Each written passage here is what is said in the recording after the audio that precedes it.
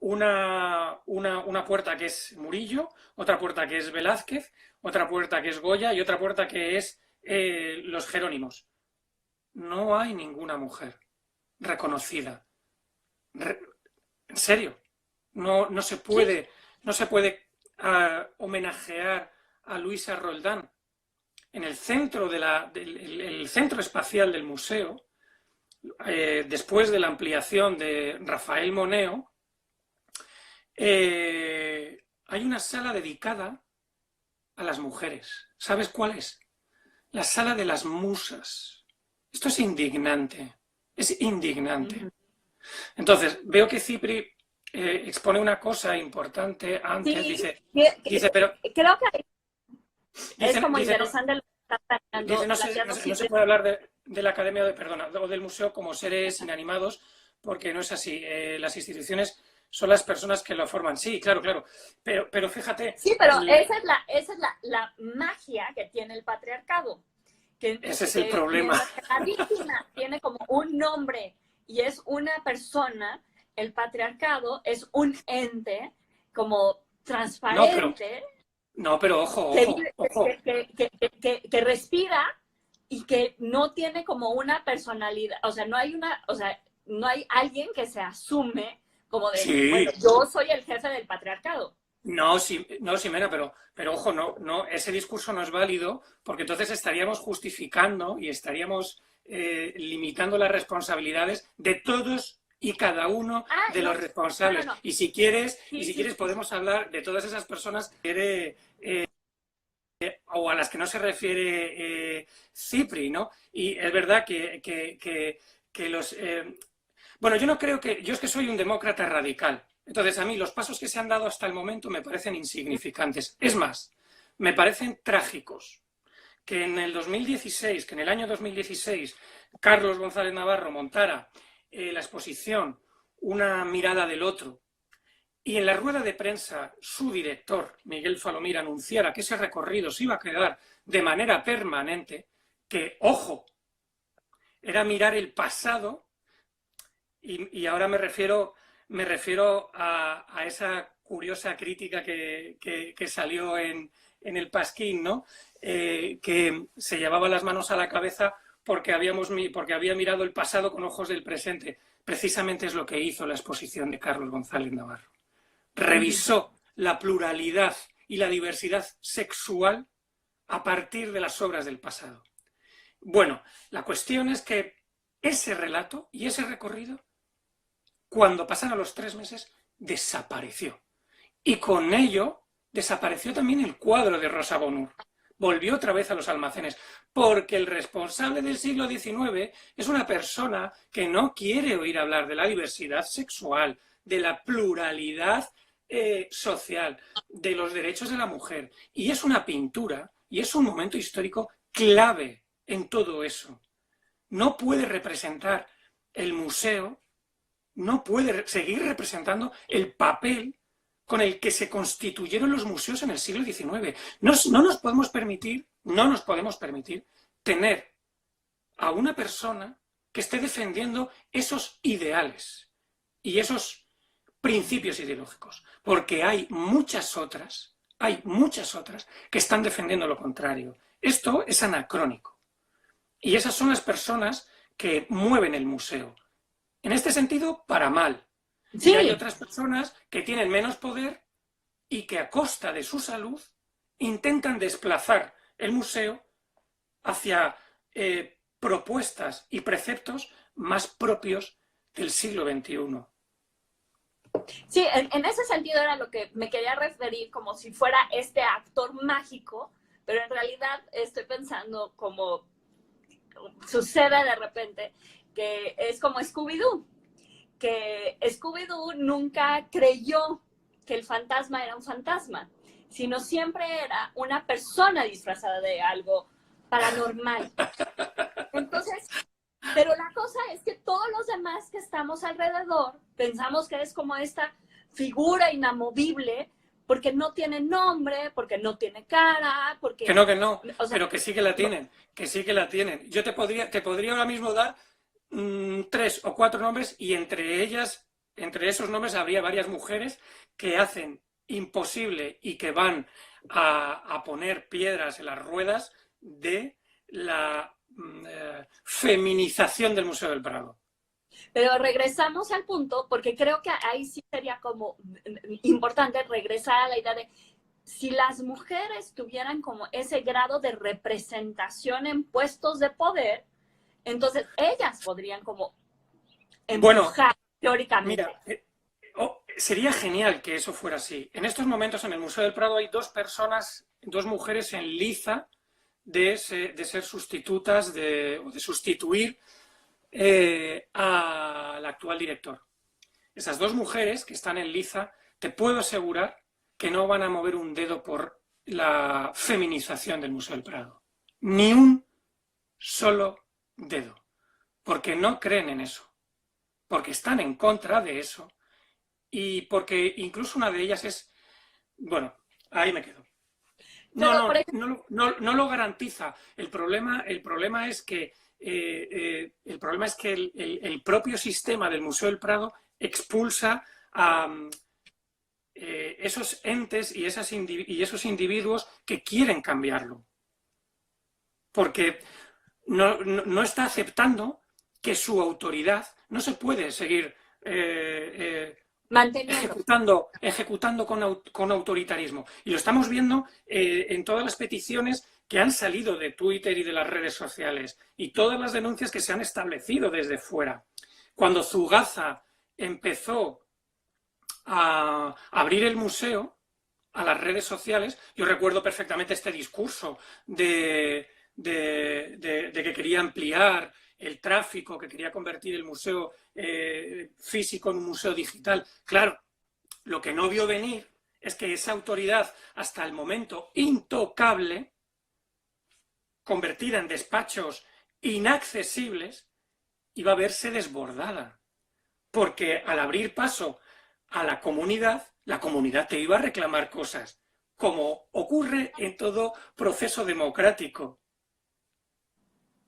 Sí, totalmente. Y esto es lo que está pasando ahora. Sí. Oye, y por ejemplo, es que creo que es un tiempo difícil, porque creo que si no estuviéramos con lo del coronavirus, estaríamos como muy metidos en este tema todavía y estaríamos como muy interesados en que se esté empujando, pero ahorita está, creo que volviendo a tomar fuerza esta semana, porque justamente esta semana se estrenaba la exposición de Carlos Navarro de Las Invitadas.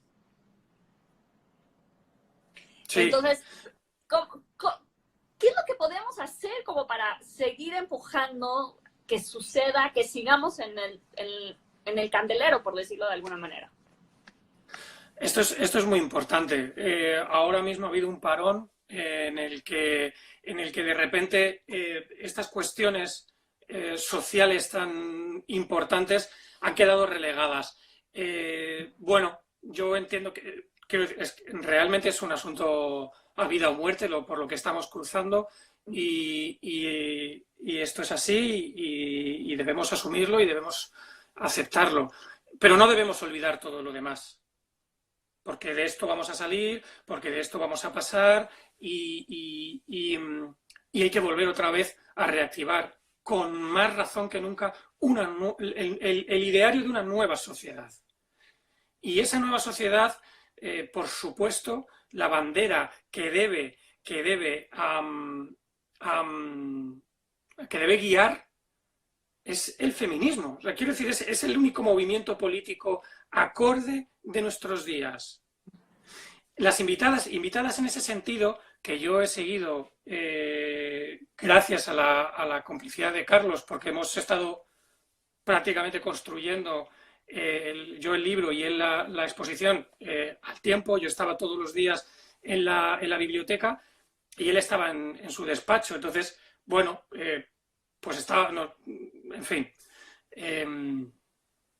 tenemos una... Yo sabía lo que se traía entre manos y él sabía lo que me traía yo entre manos. Entonces, fíjate lo que se ha dicho en estos primeros días por parte del Museo del Prado con respecto a esta exposición.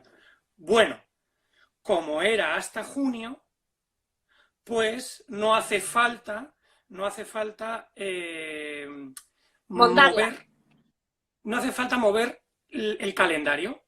Imagínate que salimos de esta emergencia y de esta crisis sanitaria a mediados de abril. Pues entonces ya tenemos mayo y junio hecho. O sea, no, para que entendamos cómo se apoya desde el Museo del Prado esta exposición, ¿vale? Esto es importante.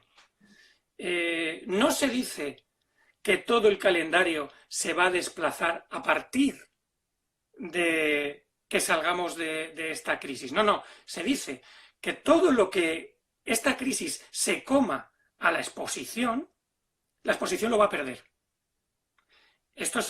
Por supuesto, estas son las primeras reacciones. Aquí vamos haciendo cada semana un nuevo planteamiento.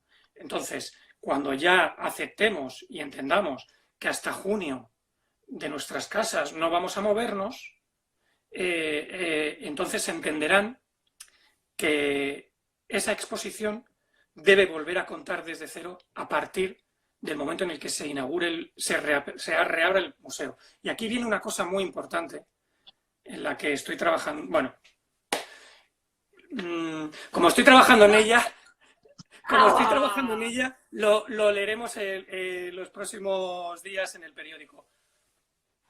Pero, por ejemplo, ahorita dentro de los comentarios alguien está hablando de estas cuestiones como de prestigio.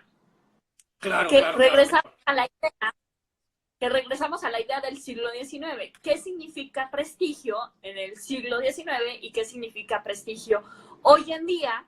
Como que podrías tú tener la batuta de una institución que fuera realmente prestigiosa, en el sentido de vamos a empujar este discurso a lo que queremos lograr, y que, por ejemplo, en ese sentido creo que en Londres, en Inglaterra, lo están como intentando empujar con la adquisición de la Artemisa, y que la Artemisa va a estar en todos los museos del país. O sea, medio lo intentan, pero...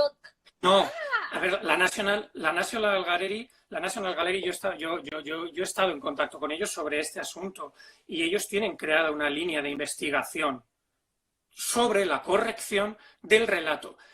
Van un poco, digamos que hay dos maneras de actuar, ¿no? Lo que viene siendo la europea y luego la española. Curiosamente, la europea coincide con Inglaterra, que a Dios muy buenas, pero quiero decir, ellos, en vez de generar exposiciones temporales sobre mujeres, cosa que yo estoy muy a favor, lo que han hecho ha sido, porque todavía no han tenido ninguna exposición temporal dedicada a una mujer, iba a ser en abril a Artemisa, lo que han hecho ha sido construir un departamento dirigido por mujeres para reconstruir el relato. Aquí, en España, en el Museo del Prado, lo que hemos hecho ha sido hacer al menos 2 exposiciones dedicadas a mujeres, pero ni tocar el relato. Es decir, el blanqueamiento es constante. Y en el tema del prestigio, esto ha sido muy importante. Por eso es muy importante el título de Carlos, que generó tanta polémica cuando salió, ¿no? Invitadas es la mejor descripción de cómo han sido tratadas las mujeres desde el siglo XIX hasta nuestros días. Sois unas invitadas al museo, nada más. Fíjate lo que dice Marian Fernández Cao, que lo tengo por aquí apuntado, aquí, que resuelve de una vez por todas esta cuestión. Dice, la mujer, cuando entra a un museo, se encuentra con su ausencia y su prescindibilidad. Meras invitadas. Y eso es lo que no puede ser. Pero por eso es tan importante esta exposición, y por eso ha costado tanto que esta exposición salga adelante. En ese sentido me llama mucho la atención el tweet que subiste en la mañana de las piezas que se van a incluir de este pintor del siglo XIX, que era como una insinuación a una cuestión erótica, que pues, es que las niñas son así. O sea, ¿qué se le va a hacer? Entonces Claro, voy a hacer a Crisanto. no. Era un pedófilo. Era un pedófilo. Entonces, pregunta Emma que sí, en este sentido, ¿por qué es importante este título y esta exposición? Porque es una autocrítica directa al corazón de la narrativa del museo. ¿Vamos a seguir siendo invitadas? A ver, yo espero que esta exposición sirva no solamente para bandera del director y de la cúpula del museo, para cuando se le diga no, no atendéis a las reclamaciones feministas, no seguís ignorando, seguís ocultando, seguís invisibilizando a las mujeres. Ellos podrán decir, no, hemos hecho invitadas, ya no vamos a hacer más. Entonces, saldréis de la invisibilización, saldréis de ese lugar de las invitadas. Pues desde luego, el primer paso puede ser esta exposición. El segundo paso sería inmediatamente la anulación de la sala de las musas. O sea, esa sala tiene que desaparecer ya, inmediatamente. Eso es una construcción que ha decidido un arquitecto con el beneplácito del patronato del museo en un momento. Pero esa decisión y ese momento tiene que ser derrocada y derogada. Ya está, no hay más, se acabó la broma. Y a partir de ahí, todo lo demás. Y a partir de ahí, revisar completamente los textos de las cartelas, los textos de la web, cualquier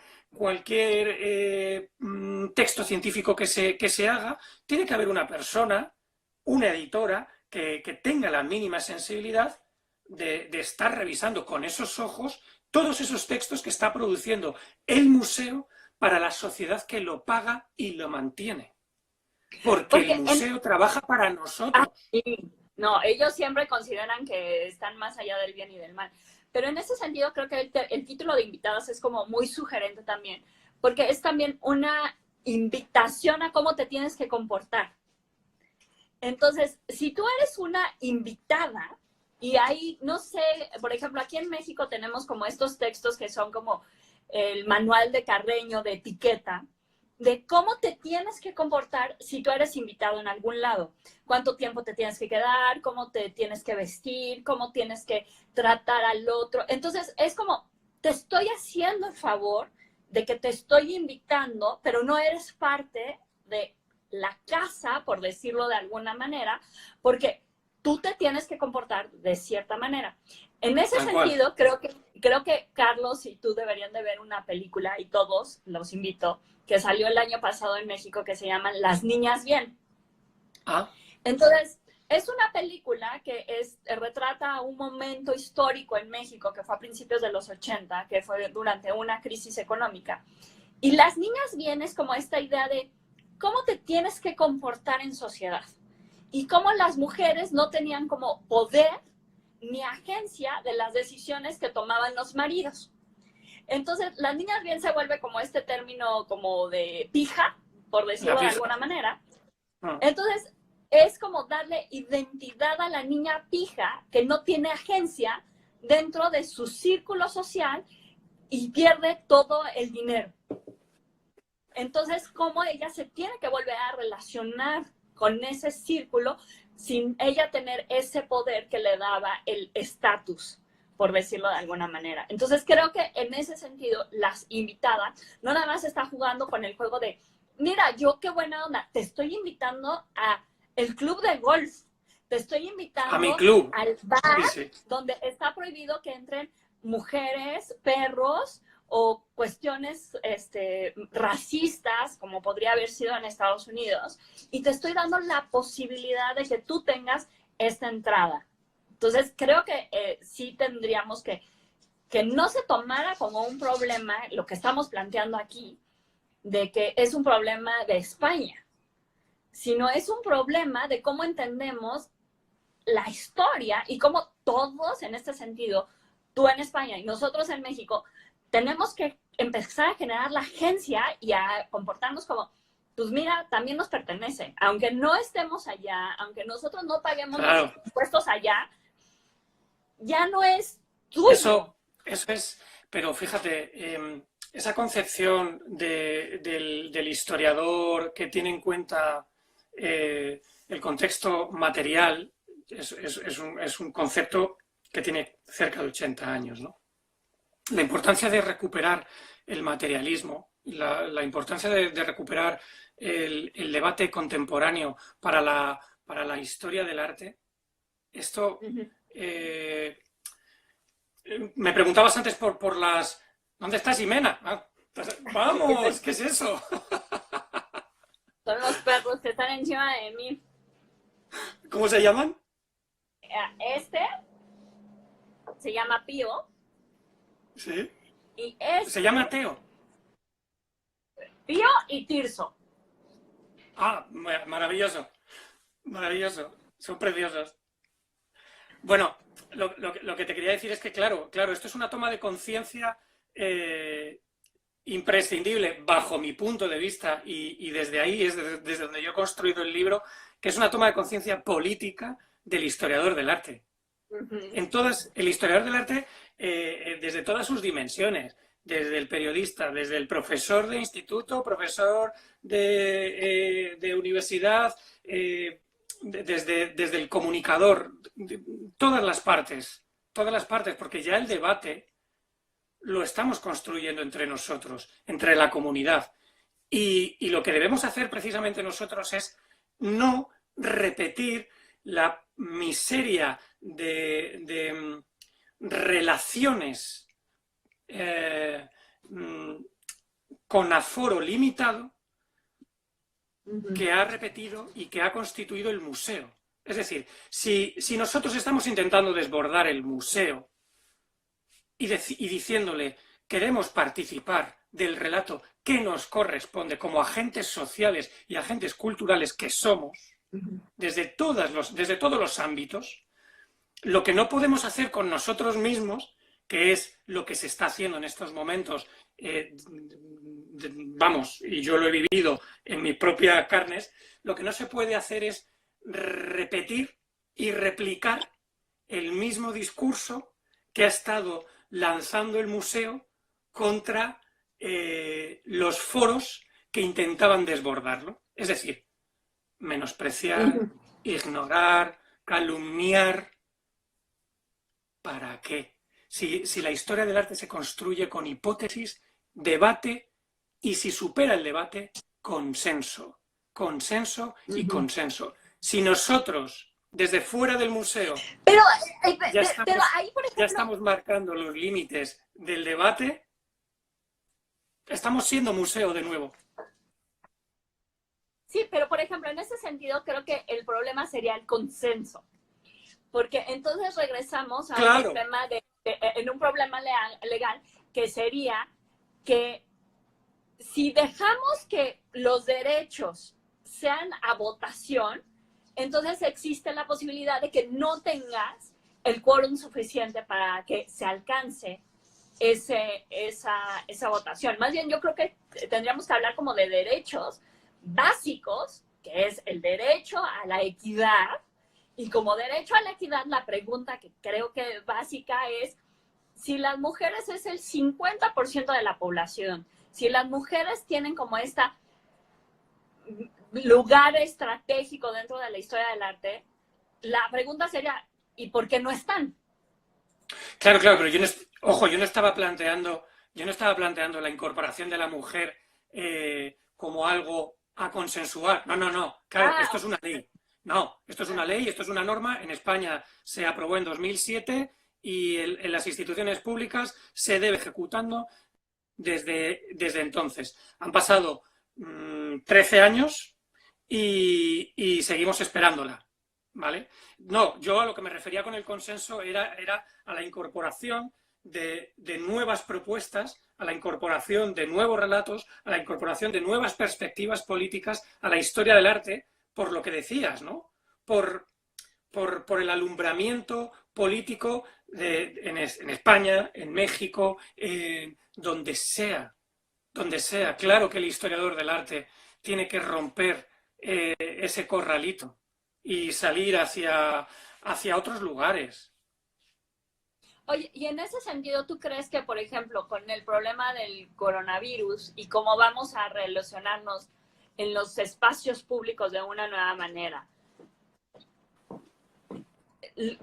seamos capaces de, por ejemplo, traer a colación las piezas que se encuentran en las bodegas, como la incapacidad de poder traer las grandes piezas maestras de los blockbusters, porque o sea, vamos a ser realistas. O sea, yo estoy segura de que ahorita los museos que prestaron para la exposición de Van Gogh en Tokio se han de estar dando como de golpes diciendo cómo vamos a recuperar las piezas. Bueno, a ver, yo no quiero hablar, no quiero extenderme mucho en este tema porque es el reportaje en el que estoy trabajando desde hace una semana. Sí, yo creo que el paradigma va a cambiar por completo, pero la trascendencia además va a ser tan cruel en lo económico y también en lo humano que el panorama que podemos imaginar es devastador. Sí. O sea, van a hacer un nuevo museo, van a hacer un nuevo modelo y desde luego es la muerte del blockbuster, al menos en los próximos años. Se nos olvidará, por supuesto, y volveremos otra vez a mover cuadros con correos por todo el mundo de aquí para allá constantemente, pero de momento eso es inviable, impensable y creo que es imposible. Sí, o sea, yo creo que definitivamente la exposición que cerró este ciclo, por decirlo de alguna manera, va a ser la exposición de Leonardo da Vinci en el Louvre, que tuvo más de 1 millón de visitantes y que va a ser el cierre de... Aquí fue la última vez que estuvo la oportunidad de tener esto y hoy en día vamos a tener que volver a regresar como a estas cuestiones que podrían ser como más ecológicas, de cuestiones locales. Sí, sí, es una oportunidad para investigarse. Esto pasó en España con la crisis económica, que todos los museos, claro, con los recortes presupuestarios, tuvieron la obligación de investigar sus propios fondos. Bueno, ahora va a pasar lo mismo y las invitadas, la exposición va a ser todavía más ejemplar, ¿no? Y bueno, quisiera cerrar con la pregunta, porque ya se nos está acabando el tiempo y estoy segura que esta cosa se va a pagar. Que es, ¿en qué momento te diste cuenta que eras un convertido? Bueno, en el momento en el que me reconozco como machista. Claro, o sea, yo creo que todos los tíos somos unos privilegiados, ¿no? O sea, bueno, quiero decir, no es que lo crea, es que todos los hombres somos privilegiados porque os hemos arrebatado derechos con los que nosotros favorecemos nuestra vida, ¿no? Y entonces tenemos unos privilegios que vosotras no tenéis y que como tal, pues algunos se ven y se definen como conversos, que es mi caso, que quiero dejar de ser machista cada día, y otros que lo entienden como un insulto, porque no quieren dejar de ser machistas. A mí este académico famoso, Pérez Reverte, me insultó como converso y para mí realmente fue un piropazo, porque yo entiendo que eso es lo que quiero ser, quiero dejar de ser un puto machista, pero él no, por eso lo entiende como un insulto. Esa forma creo que es como muy divertido, cuando el insulto se vuelve más bien como halago y te quedas con cara de bueno, prefiero. Y cuando el insulto define al que insulta, que esto es muy de las redes sociales, que de repente voy a crear un meme muy gracioso insultando a esta persona y lanzo un meme y dices, pero chalao, ¿dónde vas? Insultando a la gente así, con este descaro. Primero te arropas con saberes académicos, con sensibilidad y luego cuando puedes estás insultando a alguien. Pero tarao, ¿dónde vas? ¿No? O sea, al final esos insultos lo único que hacen, o sea, la falta de elegancia lo único que hace es definirte continuamente. Y las redes sociales son un espejo diario, sobre todo de personas que les falta un hervor social, que no han tenido, digamos, un tratamiento elegante, que no han sabido... Regresamos al manual de las invitadas, de cómo se tienen que comportar en público.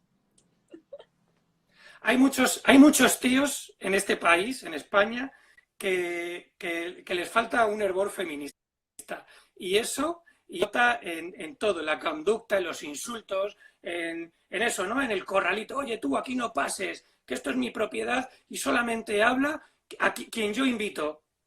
Pero deja ya de ser tan cipotudo.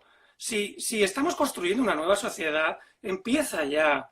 Empieza tú. Antes preguntaba alguien, ¿podemos hacer algo personalmente? Claro que sí. Podemos dejar de repetir pautas machistas, cipotudas, denigrantes, que han estado funcionando en el lado patriarcal. Entonces, no las repitas, no hagas memes gilipollas, no subas, no insultes con facilidad. ¿Pero para qué? Si estamos tratando de construir, ¿para qué vas a remar en contra? ¿Para qué vas a estar golpeando a la gente? Que estás golpeando a la gente, que eres un violento. No se puede hacer esas cosas ya. Eso ya no. Estamos en 2020. Maduremos. Sí, totalmente. Bueno, Pello, te quiero agradecer mucho la oportunidad de platicar contigo y decirte que disfruté muchísimo tu libro y como viste, estuve como muy intensa durante unas semanitas viendo súper todas intensa las pinturas. Estuviste.